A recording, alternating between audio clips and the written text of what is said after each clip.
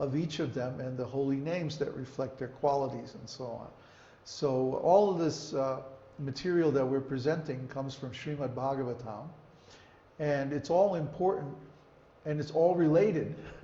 So to understand the history of the universe, to understand the different stories in the Vedas, we also have to understand the incarnations, the planets, astrology. See, it all fits together. Vedic knowledge is monolithic.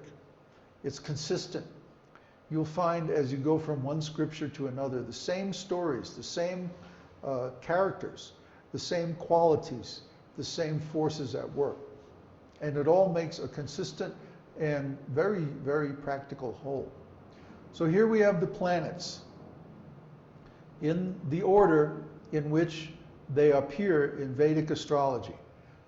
You'll always see the planets in this order: Sun, Moon, Mars, Mercury, Jupiter, Venus, Saturn, Rahu, and Ketu. Well, there it goes again. And here he also adds Lagna. Lagna, as you remember, is the rising sign, or the degree of the zodiac that's coming up over the horizon at the moment of birth. So, the sun planet controlling deity is Surya. Okay, that's pretty obvious. And Agni is the demigod. And the avatar of Vishnu is Ramchandra. Ramchandra was appeared in the solar dynasty, the Surya Vangsha. In this world, there are two dynasties of pious kings: the solar, or Surya Vangsha, and the lunar, or Chandra Vangsha. So these two dynasties, Krishna appeared in the lunar dynasty, but Ram appeared in the solar dynasty. So we see these reflected in this chart, that Soma, the moon god, and Varuna, the god of water, represent the moon, and Krishna is the avatar of Vishnu. Okay? In other words, these devatas and controlling deities get their qualities from the avatars of Vishnu that are behind them. The avatar is in the spiritual world. The devatas and controlling deity are in the material world. Okay? Just like Mars, Kuja is the personality of the planet Mars. He's the deity. He's the personality, the demigod, whose body is that planet. So when Mars is moving around in our chart, he's called Mangal, or Kuja. Kuja is the demigod of Mars.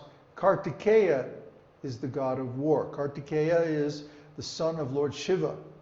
He just likes to tear things up. Oh boy, he loves it. So, yeah, they all come from Narasingha. But they're reflected in the material energy, you see. Narasingha would never go pick a fight. If someone's attacking his devotee, then, he'll shred him into little pieces. But otherwise, he's very peaceful and just likes to enjoy. That's his character. Not Kartikeya. Kartikeya can be very aggressive, and he can go and pick a fight. So you see the difference between Narasingha and Kartikeya is a difference in character. Narasingha is purely spiritual, and really he has no business in the material world except to protect his devotees. Kartikeya, on the other hand, is very aggressive, and he likes to start things. As the son of Shiva, okay, he'll go in and he'll create a conflict where there isn't one. So we can see the difference in their character is reflected because Narasingha is purely spiritual, whereas Kartikeya is in touch with the material energy. And Kuja will start a war just for fun. That's his character. So these are three levels. The highest level is completely spiritual. The Devata is still very elevated, but still in touch with the material energy. and the personality or controlling deity is completely into the material energy. Their engagement is to manage that aspect of the material creation. So let's go on.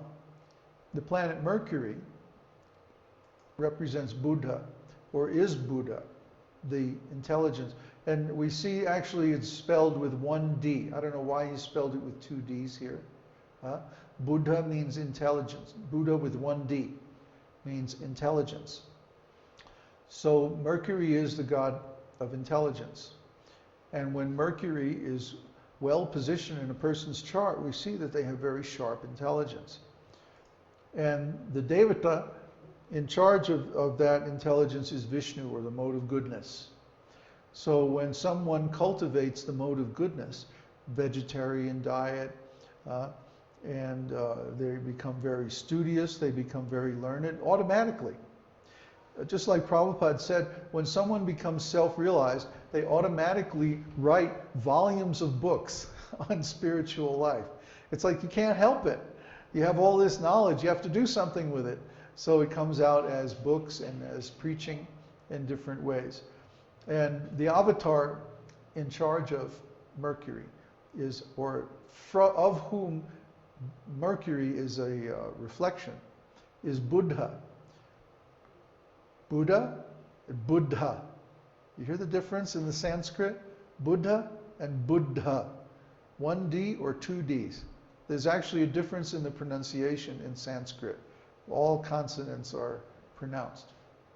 So Buddha, he incarnates to spread enlightenment, which unfortunately has become very perverted from his original teaching.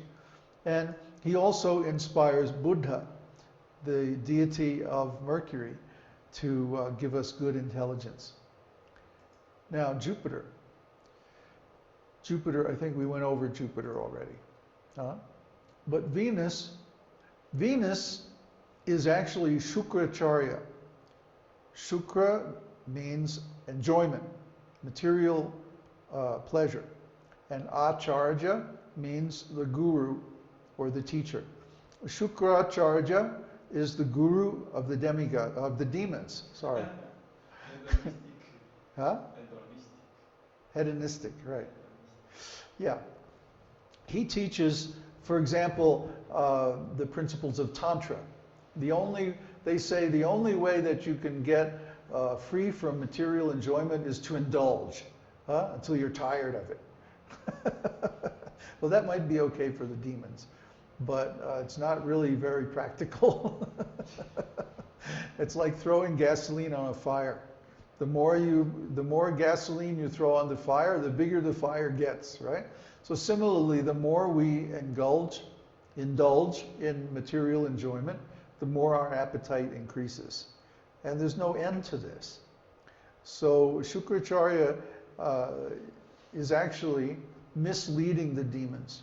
He's actually cheating the demons. He's giving them some cheating process that is going to entangle them more and more in the material energy. Because the more material enjoyment you experience, the more attached you become to this material body. This is a matter of experience that we have seen over our whole life. But especially in spiritual life, we see that people who try to attain detachment by indulgence usually wind up just falling down. Is there a question? From Steve. Question from Steve. Is Venus the guru of the demons? If Venus is the guru of the demons, why is she a benefic? That's a good question. I don't know. Now, Venus is a natural benefic because we all need a certain amount of enjoyment. If our life has no enjoyment, then it's dry. We wonder, why am I living? Why do I even exist? Why bother? Life has to have pleasure. But pleasure doesn't have to be material. Pleasure can also be spiritual. Any of these qualities can be engaged in spiritual life. They're not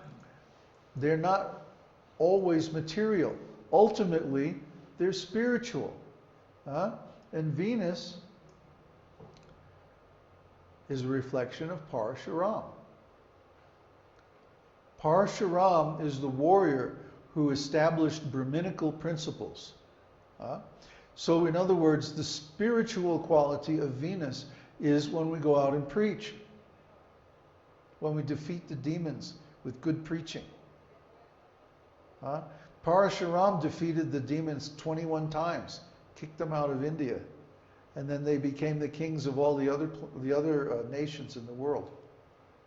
So similarly, when we manifest Venus energy in a proper way, we get a lot of pleasure because we convince people in the real knowledge of spiritual life, and we get them to apply it. And in that way, their lives become successful, and we see them making spiritual advancement. And let me tell you, it gives us a lot of satisfaction to see that.